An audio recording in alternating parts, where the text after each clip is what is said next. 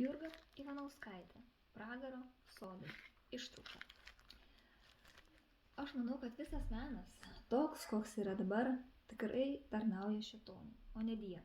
Aš pats rašau eilėraščius, kad pajausčiau tokį ypatingą sielos perštėjimą, kuris sukelia mano savimeilę, mano nuobodulys, mano egoistišką vienatvę. Aš tais eilėraščiais stengiuosi padėti ne tik savo ir kitiems. Jie kaip kokios purvinos nosinės, į kurias nusišniukščiu savo juodas būsenas. Bet žmonės šito nesupranta ir tai reiškia, kad juos apgaudinėju. Visos mūsų epochos menas tarnauja velniui, esu tuo įsitikinęs. Dievui buvo reikalingos katedros, bažnyčios, altoriai, choralai, menas pilnas tikėjimo, meilės, harmonijos, menas keliantis dievop. Dabar žmogus pasivadino kūrėjų ir taip prilygino save Dievui.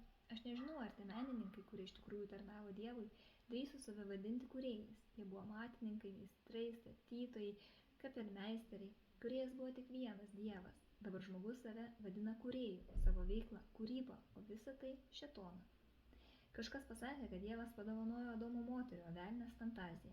Saulius Strazdas tik tai klausės žiūrėdamas Domantui burną, tarsi iš jos įskridę žodžiai turėtų materialų pavidalą. Šėtono imperijoje mes visi esam jo paliesti.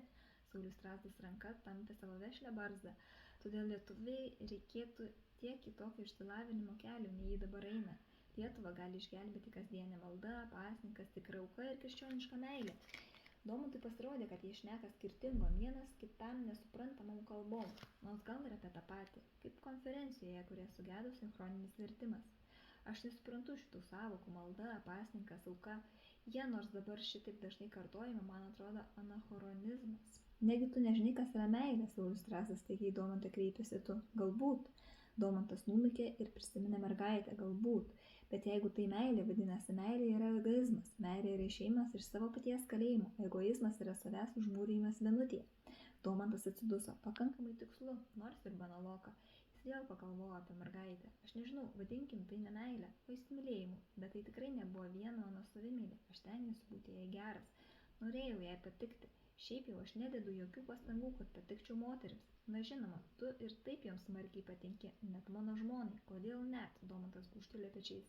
Jam labai knietėjo papasakoti mergaitę, bet niekaip negalėjo rasti tam pokalbiui tinkamą toną, panašiai kaip kuriant dainą rasti eilėraščių melodiją. Be to, niekaip negalėjo prisiversti Sauliui Strazdui pasakyti tu.